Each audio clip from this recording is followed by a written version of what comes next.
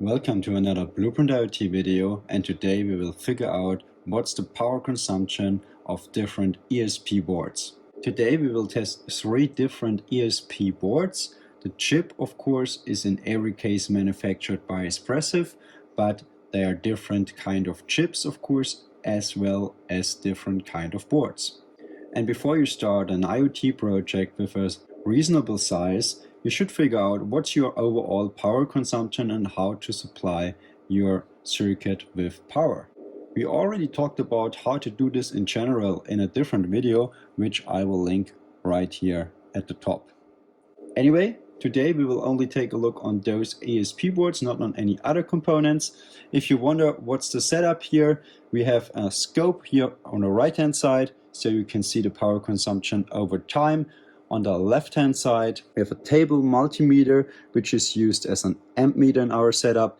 And down below, we have a power supply, which is currently supplying our circuit with 5 volts. To supply the ESPs themselves, we wire the whole 5-volt supply through our circuit here in the middle and eventually output the power via this little micro USB cable down here at the bottom, which will connect to the ESP boards. On the blue board in the middle, we basically have a current measurement setup. First of all, we connected our amp meter in series, as well as we connected this shunt in series to make the current visible on our scope.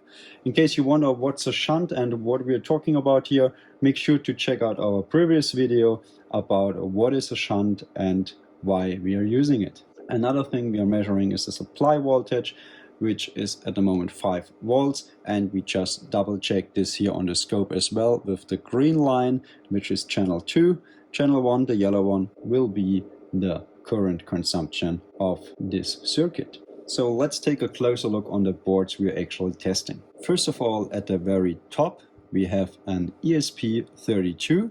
This ESP32 comes as a Node MCU version, so we have a bunch of components arranged around it. Down below, in the middle, we have an ESP8266 as well as a Node MCU version. So again, a bunch of outputs, GPIO pins and step-down converters to have a 3.3 volt output and so on and so forth. At the very bottom, we have also an ESP8266 as a D1 mini version, which is basically kind of like a Node MCU, but much smaller, much less GPIO pins wired up to the outside. So overall, a very basic breakout board. All of them are equipped with Wi-Fi antennas, which will come in as a major power consumer probably. Personally, I expect the D1 mini to be the lowest power consumer, the ESP8266 as Node MCU to be in the middle, and the ESP32 as Node MCU to be at the very top. Please note that we will only measure the power consumption of the boards themselves without any components attached. So those step-down converters and everything that's on those boards will cause an additional power consumption in case you use any components with them. So in case you have a step-down converter doing nothing, it will probably only consume a very little current. But in case you wire up a load, let's say 0.5 watt, this step-down converter will definitely also consume a bit of current, except from this 0.5 watts which the consumer is consuming. So depending on the efficiency of all those components like step-down converters and so on, there will be an additional power consumption except from the power consumption of the component you wired up itself. So keep this in mind as soon as you try to calculate your power consumption and you're adding up components, that it's not only the power consumption of your components, that there will be also a certain portion of extra power consumption on your ESP depending on the efficiency of all the components. So before we get started, one final note about our setup. The scope here is set to 2 seconds per square. So every square you see on this display is 2 seconds. So overall we have 10 squares on our scope, so we have a time frame of 20 seconds that will be displayed on our scope. So for all the boards we have the same code installed, we have the same setup, and that's the following. First of all, after we supply our board with power, we have a delay for 10 seconds. So before we set up anything like the Wi-Fi or whatever, we wait for 10 seconds so we can see the idle power consumption. Right after this delay, we go ahead with the Wi-Fi setup and initialize all the credentials and try to connect to the Wi-Fi. Please note that this period could take up to a couple of seconds depending how quickly we are actually able to connect to the Wi-Fi. During this period, the ESP will try to search for the Wi-Fi and try to connect, try to fill in the credentials, so this will be probably also quite energy consuming.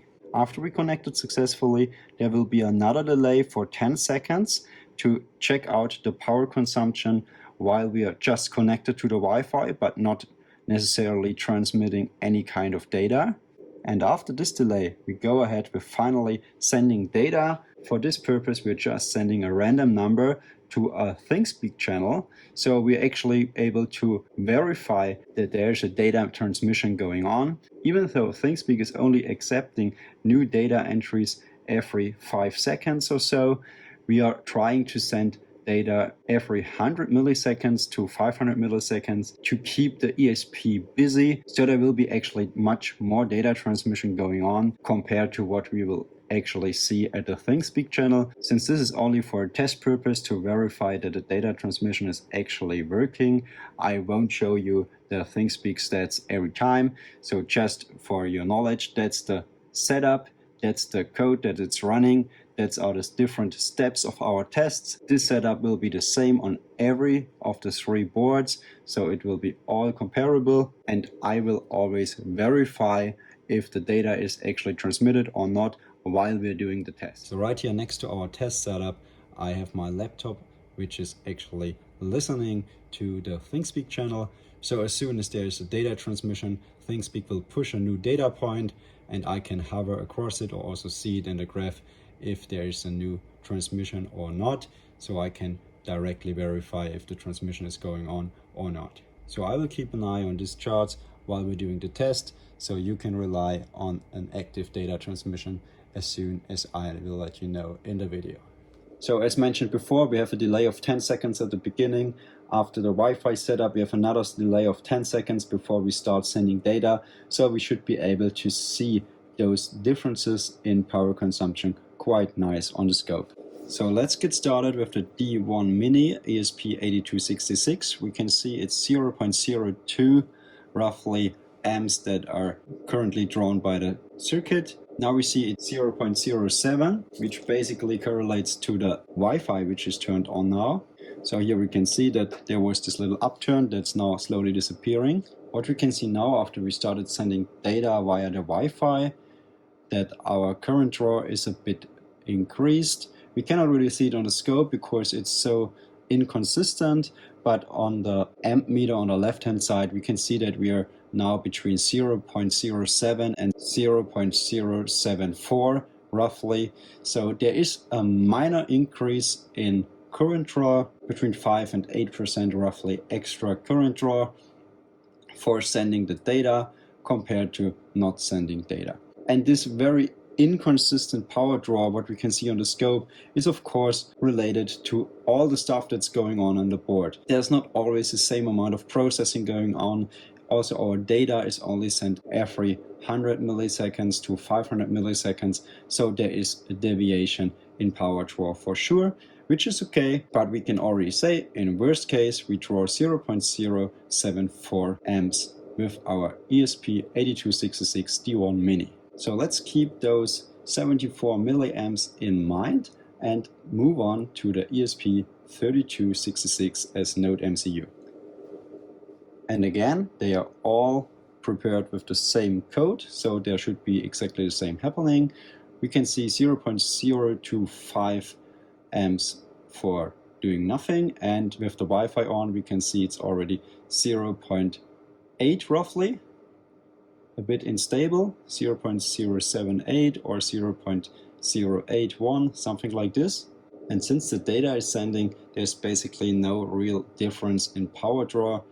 We can see that it's maybe like 1 or 2 milliamps higher up to 0.083 or something from time to time, but in this case, sending data or not was not really a big difference at all. So let's move on to the ESP32, for the first time a different chip, but also as a node MCU.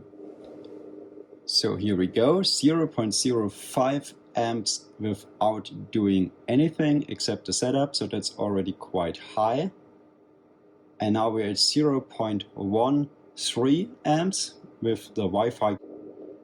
And we can really see at the scope the significant increase in power draw just after activating the Wi-Fi. So that's already a quite significant power draw of roughly 130 milliamps. Just remember the ESP8266 D1 Mini was around 74 milliamps, and so we almost doubled this power draw compared to this ESP32 as node MCU. So now, since we are connected to the Wi-Fi and started sending data, we are getting a quite unstable power draw. Almost looks like the ESP tries to go asleep while he's not sending any data, and then powers up again. So that's super unstable. We can see it on the scope, but we can also see it on the amp meter on the left hand side, that we are really between 0.067 amps and 0.1 amps, which is really super unstable because you're basically doubling the power consumption for once in a while. So compared to the ESP8266 D1 Mini, we are basically doubling the power consumption at the maximum, but at the lowest end we are basically the same. So that's quite interesting. Of course, you should always calculate with the maximum power draw for your circuit, for dimensioning all your power supply components, to be sure that you're not getting overpowered at any component. So I would say the maximum here for the ESP32 as node MCU is 0.12 in normal data transmission, but as long as it's still searching the Wi-Fi and trying to connect, we are definitely higher, more like something like 130, 135 milliamps. So I think that's also an interesting note to close, that the power consumption is actually the highest while the ESP is trying to connect to Wi-Fi, while it's searching for its network, and as soon as it's connected, the power consumption actually goes down, even in case we are sending data. So that's all for today's experiment. I will show you here a table of all the different power draws we had in the different stages of the different boards. So in case you want to keep this for your own documentation, make sure to pause the video here and make a screenshot. So this is it for this video. In case this was helpful to you, make sure to give a thumbs up, and in case you're interested in more content like this, make sure to be subscribed, and see you next time.